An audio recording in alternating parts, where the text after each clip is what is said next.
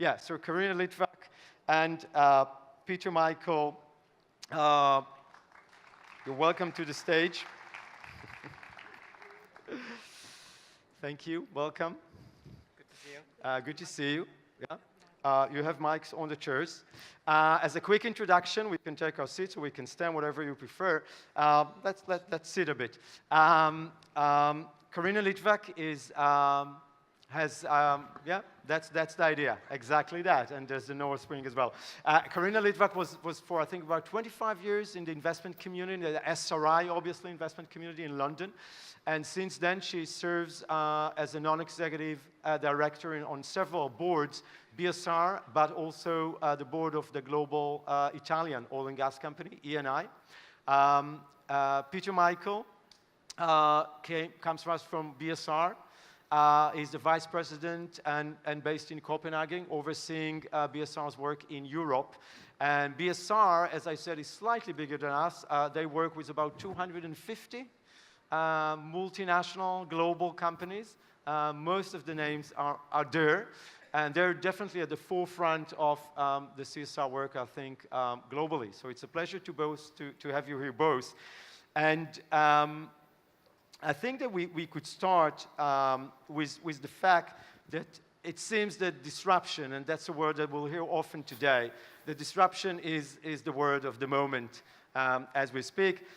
We've heard President-elect Trump already saying or echoing the business of business is business, that old saying that we thought we kind of left behind.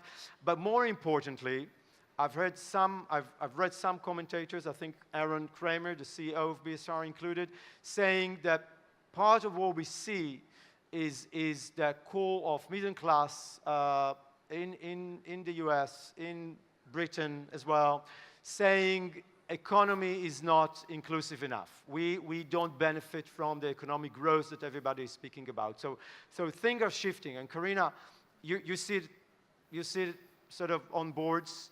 You have a very interesting perspective. So what's the talk in the boardroom? Where are we heading? Well, this is working, right? Just one important disclaimer. I serve on the board of the Italian oil company Eni, but I'm not a spokesman for the company, and I'm speaking strictly my personal opinions today. One thing I think in response to your question is there's no question that boards have always looked, amongst the sort of panoply of risks that they consider, they look at political risk, right? They look at the uncertainties that are associated with different business environments in different parts of the world. And what happened, for example, with the Brexit referendum, what happened in the United States with the election of Trump, what may look to be happening in Italy right now with the constitutional referendum, these are all phenomena that vastly increase the political risk and create tremendous obstacles for doing business, right? Tremendous uncertainty. There are all these business groups that are getting together to talk about post-Brexit resilience. So there's plenty of familiarity with what people refer to as political risk. Where I think they fail to connect the dots, however, is the connection between political discontent, much of it arising from questions of inequality or questions of feeling left behind, and the impact that that has on the political system and therefore the political risk to which businesses are exposed. So, you know, I think the oil and gas industry, for example, has come around to the view that high levels of corruption associated with high levels of poverty in certain countries is going to translate into an uncertain high-risk business environment. And they've come to the view that there are things that businesses can do to contribute, for example, to better transparency, to bring down those levels of risk, bring down corruption and so forth. But in our own home countries in the West, we have failed to sort of make the link between political discontent and the political risk to which we are exposed in our businesses. Yeah, that's a very strong, I think, thing to say when we're referring to the CSR community or CSR movement, because I think for years the major topic were, or the major topics were global issues like climate change, supply chain, that was referred mostly, I think, to developing countries. So Peter, Michael, you know, from your perspective, from BSR's perspective, what does it mean? I understand that you're already doing a new strategy that started, I think, before the recent election, and things are kind of changing in that sense. Yeah, well, first of all, thank you so much for having me here. It's delightful to be back in Israel. Haven't been here for about 20 years, Oh, so wow. it's good to be here. So I think you're absolutely right. There is an undercurrent. And I think what we saw with Brexit, what we saw with the election of Trump is a reflection of that undercurrent. And I think the biggest story is that we've had 67 years of phenomenal growth. We have become, in Western societies, we've become freer, richer, we live longer, we're much more healthy. So a lot of good things have happened in those past 60, 70 years. What we're seeing now is that there's a questioning of the two main drivers, one being globalization, that it's seen as not having benefited everyone, and it has led to exclusion. And we're also seeing concerns about technology and what is the impact of technology.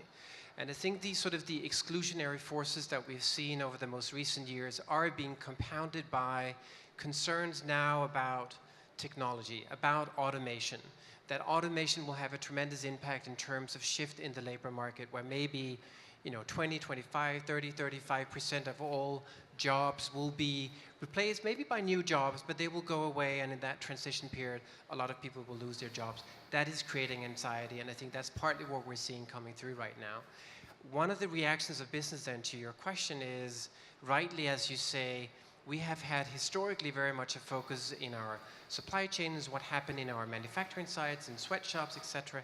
And now there is an increasing focus on what does inclusion mean in our own countries?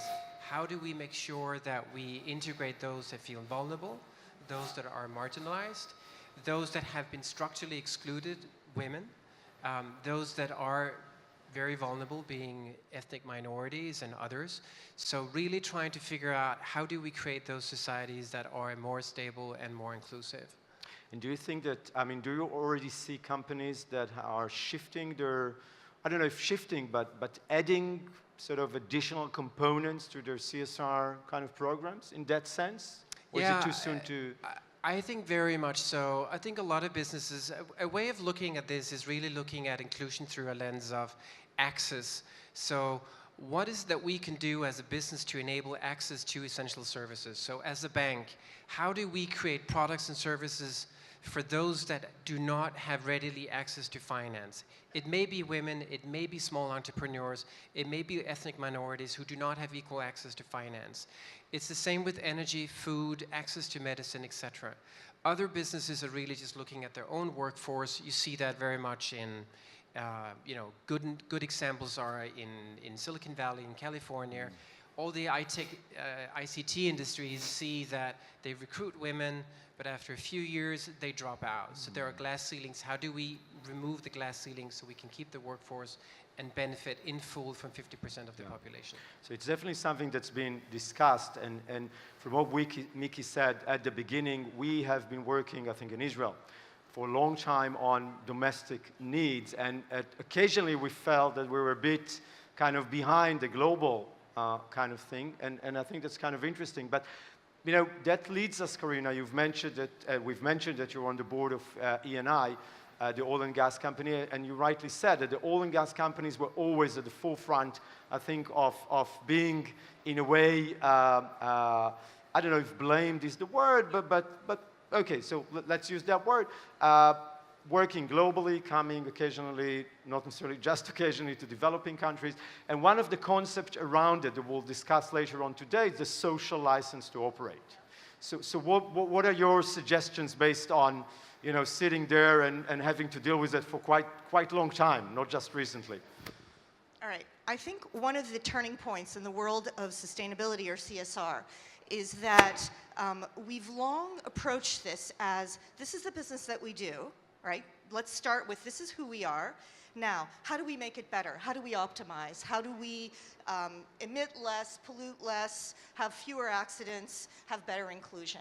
I think what's begun to happen in the world of sustainability is to ask ourselves who we are and why we're here. It's a much more existential question of how is it that our business model contributes to generating value in a more sustainable society? Now, if you transfer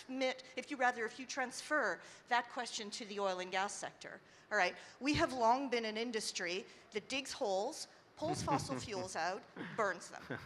Okay, so you have to ask yourself. Very simple right, job to do, right? basically. And, right. and, oh, and I should add, we dig holes in places where the oil and the gas is found. Yeah. We pull it out, we send it abroad to rich countries where we can get the highest price, and then we burn it. All right. So what do we leave behind? A bit of a mess, not just environmentally, historically. I think we're a lot better now at doing it in a clean way, but socially. We leave countries where the level of inequality is far greater than when we arrived. The level of corruption is far greater than we arrived. The level of conflict, et cetera, et cetera. Oh, and by the way, we have masses of migrants at our gates trying to come in because their countries are a mess. So, you know, and then we've got Brexit, and we've got Trump, and we've got a whole bunch of other problems because people are terrified of the hordes of migrants who are contaminating our society. So the answer, one of the answers lies in, and I should add, by the way, demand for oil and gas is stagnating and even going down in OECD countries because we've been so good at improving efficiency, and also we've had a slowdown in economic growth. So the growth is actually coming from the non-OECD countries. So if we think about what the business model ought to be, how about delivering energy to the countries that produce it in the first place, and by the way, import refined products because they don't have refineries, because they don't have power plants. I mean, you go to Nigeria or India or any number of countries, they have constant blackouts and brownouts. They export vast amounts of raw energy, and they don't even have energy in their own countries. They're burning trees. They're dying in their millions from, you know, lung disease because they're burning manure or they're burning trees. So really the model has to be, we produce energy, we bring energy to home, to the countries that where it's found, and we create industries and jobs and development and equality and inclusion and all of these other things where these people are. For a start, they won't come pouring into our countries, and we will also reduce a whole bunch of other social ills. So it's really about rethinking what a sustainable energy company is. And then we have a whole other discussion about should we be taking fossil fuels out and how do we transform who we are today into clean energy of tomorrow, which is another topic that I'd love to talk about. Yeah, but it's good that, again, I mean, it's typically when referring to oil and gas company, we speak a lot about the climate change, and it's absolutely right. I mean, the cause and effect here of working in those developing countries, but then sort of being overwhelmed that people there are not happy with the state of things there and they want to move to the West, is something that you can't ignore any longer. You also, I think that you've mentioned it at BSR when you talked there. It seems that business CEOs that I think up until a couple of years ago, maybe 10 years ago, could, you know, keep strictly to business. It's not personal, it's business. We've mentioned that. And it seems that business CEOs find themselves in recent years becoming more and more similar to political leaders, having to speak and respond to a huge amount of expectations and views. So again, what's your advice to CEOs regarding that? Well, my CEO has said that I'm very demanding, and I do very much subscribe to the view, particularly if you're the CEO of a large company. It's maybe harder to justify with a smaller company, but you're in a large company. You are expected to show leadership on issues that go well beyond just running a profitable business. And what I mean by that is when you're sitting in the boardroom, right, and you're thinking about your risk register, and you're thinking about an effective resilience sort of model to ensure that you're going to be able to deal with cyber risk and able to deal with any number of issues that are going to affect your business. I would like to know, right, how many automotive companies sat around in 2007 thinking, what if Lehman Brothers goes down and pulls down the entire banking system, and then we in the auto industry have to go begging to the government to get a bailout? Nobody was thinking in those types of systemic terms, because that's not what boardrooms do. Boardrooms think about the circumscribed, sort of checklist of risks that they understand and that they can directly relate to their business. But in actual point of fact, if you're running a business, you need to think not just about the integrity of your own business, but the integrity of the ecosystem in which you operate, the economy. So if you ask yourself why Governor Mark Carney of the Bank of England has set up a task force of the Financial Stability Board on climate change, because climate change presents a significant risk to the stability of the international financial system, that is an example of connecting the dots between different factors that have an enormous impact on systemic risk. Now, if you're a board director sitting in a board, how am I supposed to manage systemic risk? It's a really complicated question. And I think that CEOs need to think outside of their own little perimeter and think about the role that business has to play in contributing to stable systems, stable economic and social systems, so that we have an economy in which we can run our oil company, our auto company, our tech company. It doesn't matter how good your stress test is in your one bank if the system has collapsed anyway. It will not get you anywhere. So get used to it and make the most of it, I think right? we have to, you know what, I think we have to I had an argument with one of my fellow board members who said, our fiduciary obligation is to maximize returns for our shareholders. And I said, I can't disagree with that, but if we don't have an economy, if there is no economy in which to sell our oil and gas, we're not going to be fulfilling our fiduciary obligation. So we have to rethink that definition. Yeah, absolutely. And Peter, Michael, we do you already have, can you share example of companies that you think are already sort of out there showing example, that they're the interesting ones to follow, see how they adapt to this new kind of change? Yeah, I think there are a lot of companies out there. So I mentioned products and services before, and I think a lot of the people in the audience here will be familiar with Standard Chartered and how they've made diva accounts and diva banks that really provide access to finance for women in circumstances that are suited for women in a different way. You're looking at a facility company like Sodexo that a lot of you will be familiar with as well. They have taken a huge bet on violence against women. So that has been and still is a taboo in most businesses. But they recognize that it's something that hurts their workforce. So they are really taking it on, talking about it, finding ways to eliminate harassment, not only in the workplace, but really trying to extend it beyond the workplace. We're seeing a lot of companies, and this is in particular in the US, and I think a lot of this is going to be context specific. So what you see in the US is some businesses are now introducing a minimum wage as a way of basically raising the floor for their employees and create better livelihoods. So there are lots of different ways, and I think for the individual businesses, it's got to be very context specific. So in Israel, yeah, there are particular issues that a business needs to address, and I think as your chair spoke about, diversity is easy to talk about, but it's really hard to get right in practice, and that's not just in Israel, that's really everywhere we see that, and Karina mentioned sort of refugees and migrants in Europe, that is causing particular problems there, and we're beginning to see some initiatives really aimed at finding ways to integrate that workforce into society. And it's going to be tremendously hard, there's no doubt about it. So lots of examples out there, absolutely. Yeah. And we'll talk about sort of low-paid employees later on today. So that's an interesting example where you can harness basically the voluntary standards to say, okay, I can and I'm willing to pay more than the minimum wages. And it's interesting, I think that it came from the States. It's almost kind of, right? It's very Well, yes and no. I mean, this is again where context matters, right? So in most European societies, you do have a minimum wage or you have collective bargaining that does ensure that you have a floor. So it's not a discussion there the same way, whereas in the US, I mean, you have national minimum wage around, I think, $6, which is like, what's that, 2 burgers a day? Yeah. So I'm not surprised that it's actually coming in the US because that's where you've seen income stagnation for, I think it's 30 to 40 years for more than 40% of the population, hasn't had real income growth for the past 40 years. So obviously there is a huge issue there. So I'm not surprised. I don't see that as leadership. I see that as a necessary correction and adjustment to the new realities that we live in. Yeah. We'll, as I said, we'll talk it today. We're wrapping up, so one final sort of remark or you know, it seems as if that the good news is that we're aligned with the global agenda. The bad news is that there's lots of work to do. So a word of encouragement before we end, or?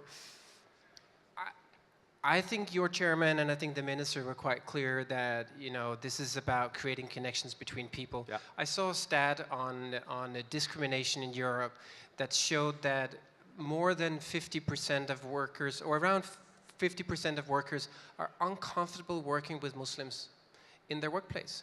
So if you have 50% that are uncomfortable working with a particular minority, that breeds discrimination. Mm-hmm. There's no doubt about it. Yeah.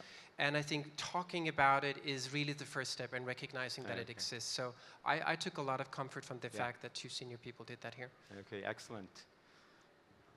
I wanted to thank you, Maxine, for your presentation. I thought it was brilliant, and I love that pyramid. And I have a question for you, and I'll hand you my mic to invite you to answer it. The women that I know who have done well have one of two things that have been instrumental in their success. They either didn't have kids, or they had amazing husbands or partners to pick up the slack. And I'm in that second category, so thank you, Cliff, my husband, who has been terrific in, you know, running to the doctor when I said, sorry, can't do it. So my question to you as an employer, and I've sort of struggled with this myself, how do we get the men to pick up their share of the burden so that, you know, when we're talking to little girls in school about studying math, what about the little boys? They should, you know, what is being taught to them about taking responsibility and really falling in love with their kids and their family, so that we don't expect women to be super women and to be able to do everything that men do and care for the family. So, Okay. She has a mic, so it's okay. So first of all, nature's taking care of itself. It's the good news. The millenniums, we're seeing more and more and more males who want to be part of what's going on, who feel it's their responsibility, and they want to do it. So let's go millenniums. But you're right. I have kids, and I have an amazing husband. And I think that one of the things we're doing, and we're doing it on the 11th of December for Intel Israel, we've stopped having women's conferences, because if women keep talking to themselves, we're not going to get anywhere. Yeah. We have inclusion conferences, and we invite everybody, and you know what? They come. So there's hope. Okay. Well, thank you very much, Karina and Peter Michael. Pleasure having you here. And, you know, it's the beginning of a new friendship, right? Thanks very much.